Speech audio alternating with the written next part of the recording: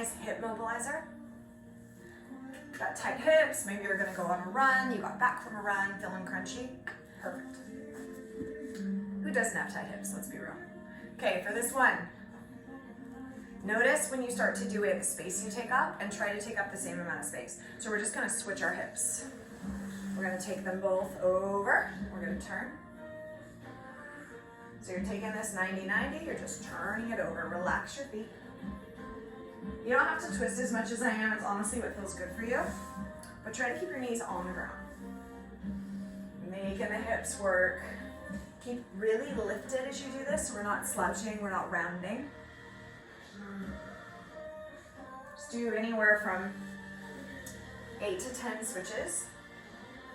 Keeping your shoulders away from your ears, and you'll notice right away the warmth and the isolation through your hips. We don't want to neglect our hips when they're tight, and we don't want to forget them when we're exercising, right? They're really important for moving our legs.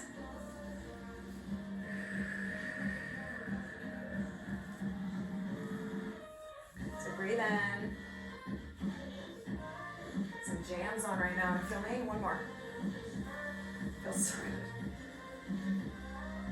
And then you're gonna come up to all fours. Make sure you're comfy. And then with your hands under your shoulders, you're just gonna take your leg and you're gonna do, imagine you have something that you're lifting and lowering your leg over. So we're not going really high. We're isolating the hip here and the abductor muscle. So inner thigh, outer thigh musculature here. Try to keep your hips square. Tune into them. You're gonna notice them getting really warm and feeling really beautiful right away. So do anywhere from 8 to 10 touches. Everything is still.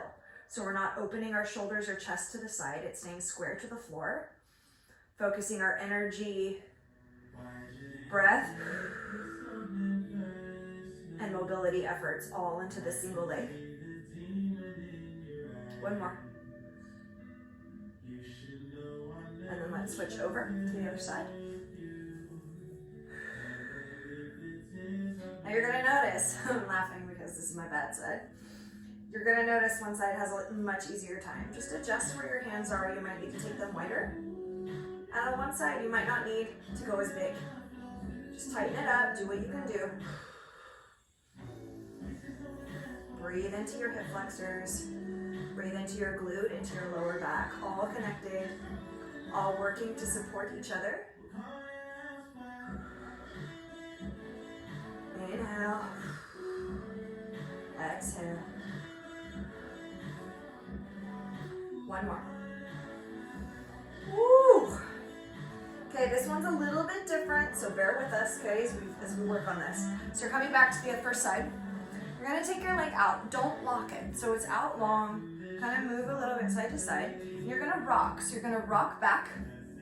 Let's go back. And then come into a version of upward dog, putting the hip towards or on the floor. Rocking back. And then coming into this version of upward dog. It actually feels, it looks weird. I realize that. It feels so good. So don't lock the hip. Give it a wiggle in between if you need to. And you can basically take it into whatever version feels like up dog to you, but we want to stretch through the back and eventually get for a nice lifted chest. Just putting our hips through different motions, different ranges. Feels really good. You'll notice a release through your lower back when you do this one, and a nice openness through your chest and upper back as well, places we tend to crunch. Let's switch sides. Oh, I'm all about that right now. Oh, so good. So wiggle around, don't lock out. And you're gonna notice, I told you, this is my side that's cranky. It's okay. Don't get frustrated. Work with your range. I don't have as much range on this side. That's why I'm doing this.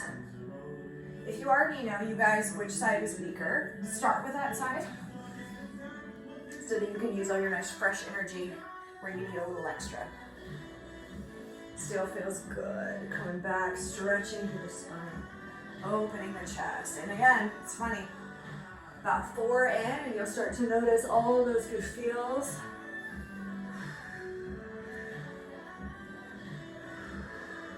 Work with your breath. just want to break out in a dance right now with these royalty-free jams I got going. Don't be jealous.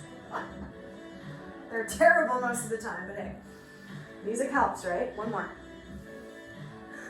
And then come into a wide knee child's, toes together. Knees out wide. And then I want you to stay for anywhere from 5 to 10 really big breaths in your hips, pushing them back, stretching and opening. Amazing job. I hope that felt delicious, because honestly, I'm all about it.